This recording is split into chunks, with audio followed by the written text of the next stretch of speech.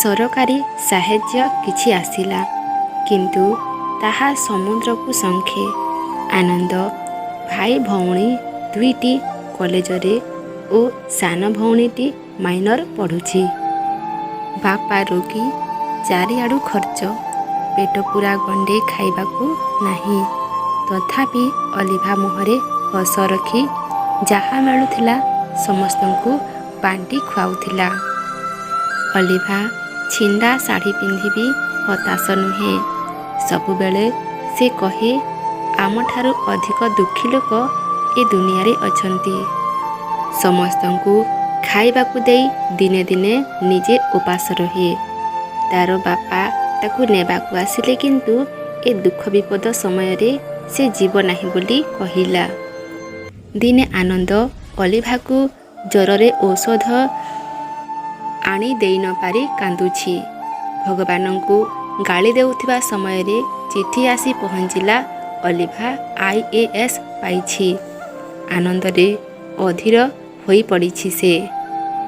ଅଲିଭା ତାର ଆଖିର ଦୁଇ ଟୋପା ଲୁହରେ ଚିର ସ୍ନେହମୟ ଭଗବାନଙ୍କୁ କୃତଜ୍ଞତା ଜଣାଇଛି।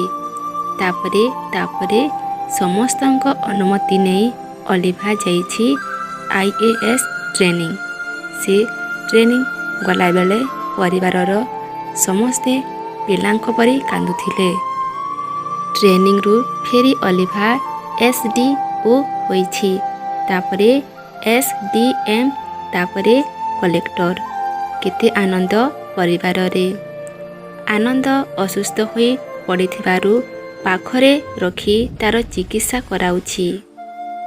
ଅନ୍ୟ ସମସ୍ତଙ୍କୁ ମଧ୍ୟ ପାଖରେ ରଖିଛି ଅଲିଭା।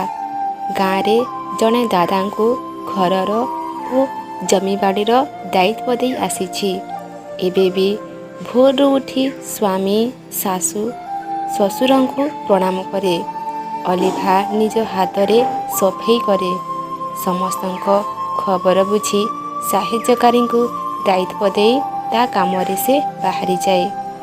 ବାହାରୁ ଆସିବି ସମସ୍ତଙ୍କ ଖବର ବୁଝେ। ଏବେ ତ ସମୟ ପ୍ରତିଦିନ ହେଉନାହିଁ।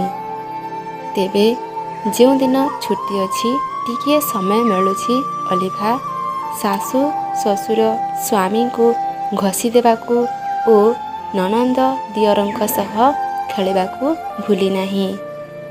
ଦିଅର ନଣନ୍ଦଙ୍କର ବାହାଘର ସରିଛି।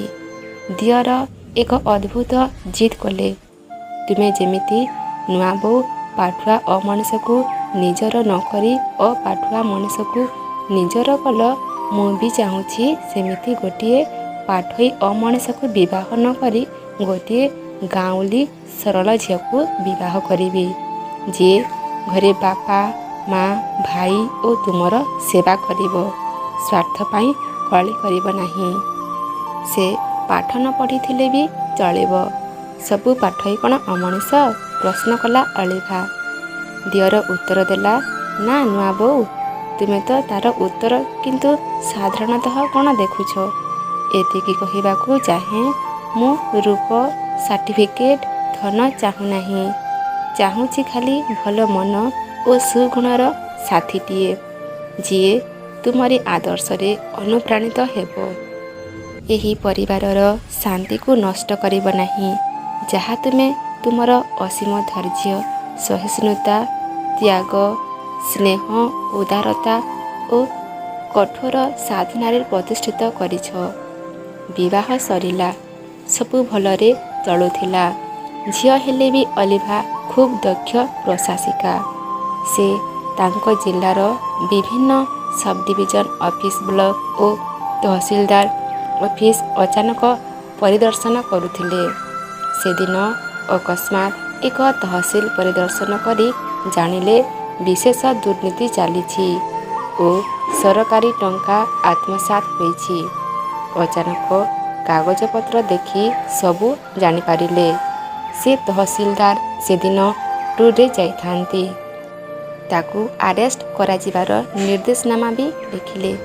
ଏହି ସମୟରେ ତହସିଲଦାର ବାହାରୁ ଆସି ପହଞ୍ଚିଲେ ଓ ପାଦ ଧରି ପକାଇ କହିଲେ, ମ୍ୟାଡ଼ାମ, କ୍ଷମା କରନ୍ତୁ, ମୋର 6ଟି ଝିଅ, ମାତ୍ର ଗୋଟିକର ବିବାହ ସରିଛି।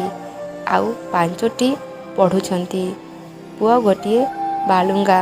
ସ୍ତ୍ରୀ ମୋତେ ଛାଡ଼ି ଚାଲିଯାଇଛି। ମୁଁ ବଡ଼ ଦୁଃଖୀ ମ୍ୟାଡ଼ାମ।